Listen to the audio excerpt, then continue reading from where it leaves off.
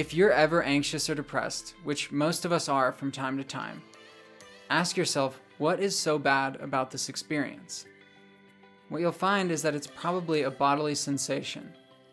And when you pay attention to that sensation strongly enough, you'll find that it melts away.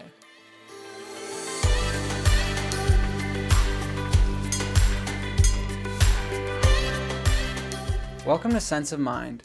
I'm Andrew Cooper Sansone, and my goal with this channel is to help you achieve peace of mind and greater control over your life. The way that your life goes is determined by how your mind works, and how your mind works is determined by how your brain works.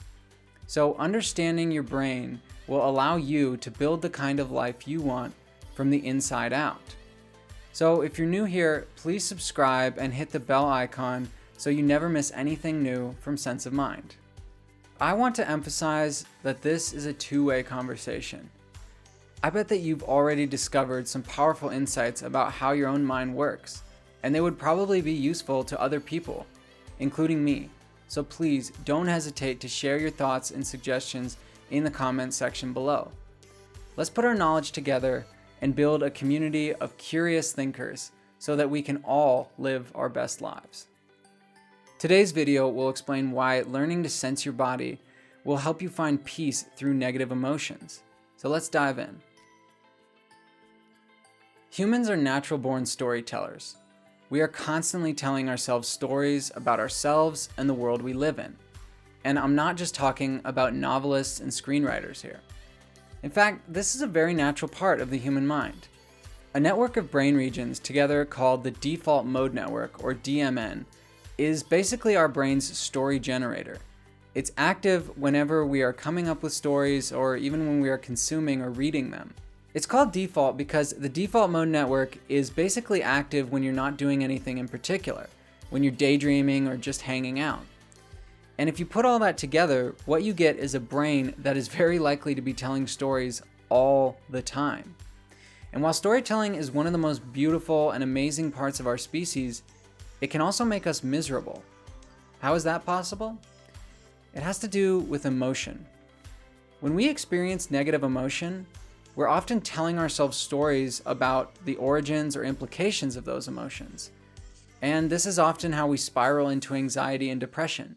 We think ourselves into misery. As evidence for this point, the default mode network is more highly activated in people with chronic depression and anxiety. And in fact, it's also more active in healthy individuals when we're just ruminating on negative experiences. So what do we do about this?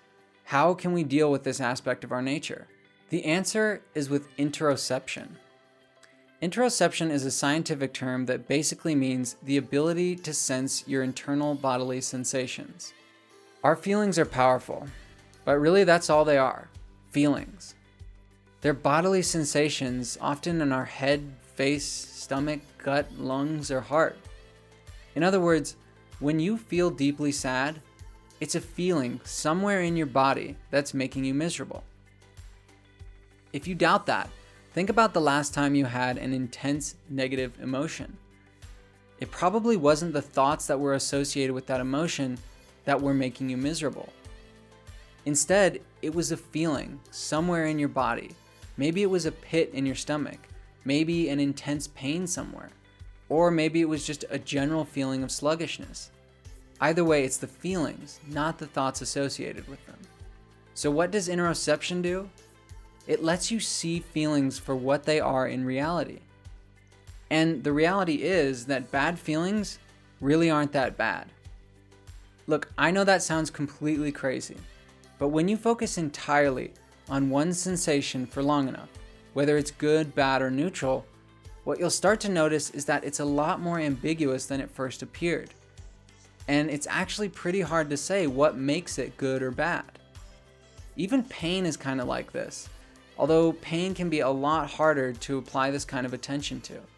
I'm not saying that negative emotions or physical sensations aren't real. That would be completely crazy. What I am saying is that the key to ridding yourself of the suffering of negative emotion is to focus all your concentration on what the bodily sensations actually feel like. When you do that, you'll notice something very interesting. You'll notice that they begin to melt away.